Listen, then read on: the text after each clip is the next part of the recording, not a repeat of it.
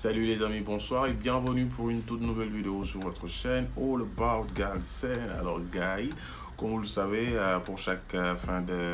d'épisode, on va voir analyser rôle par rapport à Client Khabini Mom nous présente 5 saison 3 bi, un épisode que je vois que n'est gâté par rapport à yeneen là je vois que ni 28 minutes nit ñi andil duñ ci génne publicité yeeg bande-annonce bi aux environs de 23 minutes 22 minutes au maximum. Il y a beaucoup de scènes yi nga xam ne jàll nañ ci am nañ ci on voit, mais aussi comme toujours Jalika dama ko yërëm franchement, mais bon on va en parler par rapport à ça, c'est juste après ça.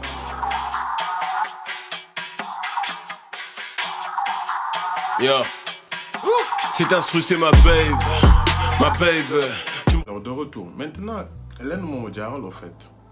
Ci dernier épisode saison 3 bi, on a vu que Jalika demoon na di dugg mel ni luy bëgg sonné ou pas comme ce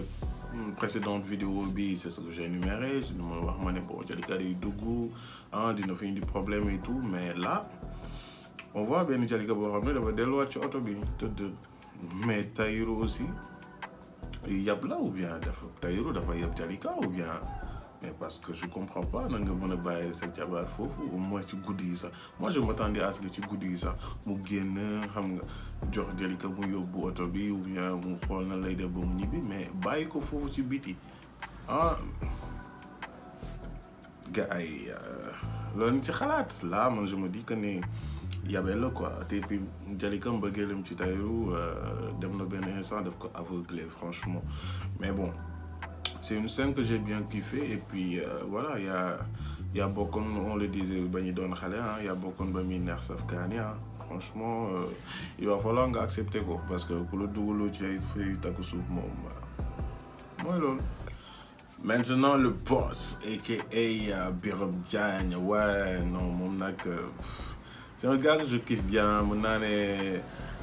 saison bi bon et série bi sax laay wax franchement sans Birame mooy loolu. Les deux frères Birame ak Marème dañu am benn surprise boo xam ne que j'ai ok et tout, franchement ils sont frères et sœurs et tout, mais néanmoins voilà quoi, ku nekk day ci jouer. Maintenant Marème nekkatu fi et tout, Birame moom toujours égal à lui-même xam nga. Maintenant def na speech Cheikh may na ko pour mu ñëw présenter réunion bi et tout. Maintenant comme li ma leen wax ci analyse bi passé, nee naa ne ki nga xam ne moom laa yaakaaroon mooy Penda mi nekkoon idole. Maintenant fii Anita Diallo, ouais madame Diallo Anita, oui moom moo ci nekk. C'est ça que je me suis dit la fois passée, et franchement loolu moo ñëw am gis na ni ñëw présenter na et tout xam nga mooy ñëw rejoindre équipe bi et tout. Maintenant la jalousie ñëw na installé wu ci entreprise bi. Est-ce que voilà, man c'est ce que je me dis, c'est est-ce que Anita mi n'est pas la femme de Hamid bi nga xam ne nii c'est la copine de Mansoura mi ñëw na def na fi benn scandale boo xam ne nii voilà mooy loolu quoi. On n'a pas compris franchement attitude bi nga xam ne nii Mansoura moom la def, jalousie la franchement, c'est de la jalousie franchement pure et dure même, pure et dure. Maintenant entreprise bi dina neex gis ñaari rival yoo xam ne kii xam ne ni voilà là c'est la maîtresse même d'un homme marié, mais version Mansoura au fait envers Anita. Espérons que Hamid mooy jëkkëru Anita comme on l'espère franchement. Maintenant def na fi benn scène et tout, personne n'a compris lan moo ko ci dugal et tout, mais bon l'avenir nous dira. Et nañ toog xaar prochain épisode bi, peut-être dinañ ci am leen loo xam ne dinañ am lu ñu ci leer. Et aussi tamit am na benn scène boo xam ne ça m'a beaucoup plu. Bon Birame moom on le connaît, bon gis nañ ne mu ngi jéem a tooñ Anita tuuti ñi xam nga di defati li nga xam ne ni moom la mën et tout. Bon Birame essaie de changer mec, voilà quoi. Newul jigéen ñi boo gis rek il faut que nga ne da nga koy jéem a defal affaire là. Bon espérons que ça va passer, parce que là nee na ko xaaral ba gis sama jëkkër. Bon on attend. Man moom je suis vraiment impatient et je sais que ne c'est ce que j'espère en fait. Ce que j'espère moi, est-ce que newul Hamid ce sera son mari en fait. Mais bon nañ toog xaar. Alors maintenant tamit am na benn foo xam ne nii foofu laa bëgg ñëw attirer franchement ci analyse bi yëpp mën naa ne voilà à 50% loolu la. Est-ce que nekkul Fili du suufu Lala parce que la rencontre bi nga xam ne nii moom la am ak Cheikh et tout Cheikh tamit junj na ko Cheikh moom il va pas moom lépp lu jóg rek mu ne day attaqué et tout nee na ko franchement su ma la takkoon bon loolu rek bon dina susciter du Fili et puis dina jéem a xool voilà quoi il faut góor la quoi maintenant nag ce que je dis daal bon nous aurons des surprises bon franchement. Nous aurons des surprises dara duñu bett su Fili demee suufu Lala et voilà ça tend à être comme ça ou bien c'est la logique moom loolu lay war a mën a doon ci film bi ci série bi et tout et moi c'est ce que j'espère en fait maintenant Fili est-ce que ban position lay ñëw est-ce que dañ koy def ci suuf et tout comment ça va se passer est-ce que dañuy ñëw laa la wax ñu kii ko ñu officialiser les choses. I don't know maintenant là Cheikh nag junj na ko franchement et Fili waaw c'est une très belle dame franchement elle est vraiment magnifique toujours raffinée et tout sincère ouais ni muy solu nice franchement Cheikh surtout Cheikh xaw ma kan moo la xaw ma ban styliste moo leen di solal mais franchement seen série bi jox nañ ko valeur ni nga xam ne nii mooy tenue africaine yi nga xam ne nii moom la ñuy sol et tout.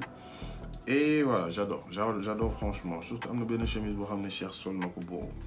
je sais pas xaw ma ko ñëw mais grand chapeau. man je comprends pas lan lay Cheikh di dem kër voilà kër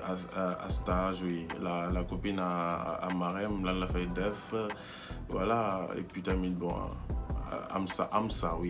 mu ngi ñëw di xalaat que ne Cheikh il est intéressé par elle et tout xam Cheikh mu ngi jéem a di def góor naan kan oui comme ça quoi mais Cheikh ak Tahirou comme on le dit quoi maintenant la pire des choses yi nga xam ne nii moom la jigéen ñi war a bëgg franchement c'est l'attitude de Tahirou moi franchement si c'est saison 3 bi je l'apprécie pas maintenant am na leen lu ñu jaaxal Tahirou il est toujours à la maison il n'est jamais au boulot on le montre plus là au boulot Jalika ouais elle avait le cancer ëlbatiku benn sein la amoon mais là apparemment ce que je vois rien on n'en parle plus ou bien benn pub ou bien benn sensibilisation boo xam ne moom lañ amoon ci saison la deuxième saison I don't know on sait pas mais maintenant là est-ce que c'est bien ce que ngeen di ñëw di ci delluwaat au moins ñu am benn feedback boo xam ne day am boo xam ne ci derrière la ak day ñëwaat nii ci saison bii nii boo xam ne ni processus la boo xam ne day toppaat mais là doo leen ñëwaat delluwaat ci ginnaaw ci fee yi nga xam ne ni moom moo ci amoon dans le passé mais da ngeen ñëw rek avancer nii comme yéen ko doon defee ci Pod et Marichou changer contexte et tout.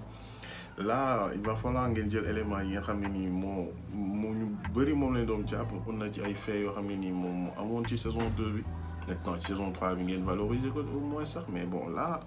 on voit plus un Tahirou qui va au boulot il n'est plus au boulot. Alors pour terminer bien sûr gis nañ que ne voilà après acte bi nga xam ne nii Tahirou def na ko Jalika mu ngi nekk dans le mutisme comme ni ko Tahirou bi waxee waaye di ko may ko silence bi et tout silence rajo bi xam nga li def say affaire nii mais lan la ci bëggoon juste ku mu neexal ko mu fecc ko mais Jalika yow sa mère bi yëpp bi nga xam ne nii moom nga defoon yëpp bon amoo leen loo ci bëgg lu dul asaka ñu neexal lay fecc loolu kese moom moo la doy kon on va longtemps te faire du mal. Franchement je m'attendais vraiment à ce que comme nga def la fois passée xuloo fii xam nga wane fi mer fi et tout mais bon là j'ai pas aimé ton attitude bon j'ai pas aimé franchement je sais pas vous qu'est-ce que vous en pensez mais maintenant là moom franchement Tahirou jaaraan na ci quoi benn nooy neex la jàppee Jalika et puis à chaque fois day ñëw jàll puis mooy loolu. Alors c'était tout pour cette vidéo j'espère que ça vous a plu si c'est le cas likez commentez aimez et tout et on se retrouve pour une toute prochaine vidéo sur votre chaîne All About Galsen.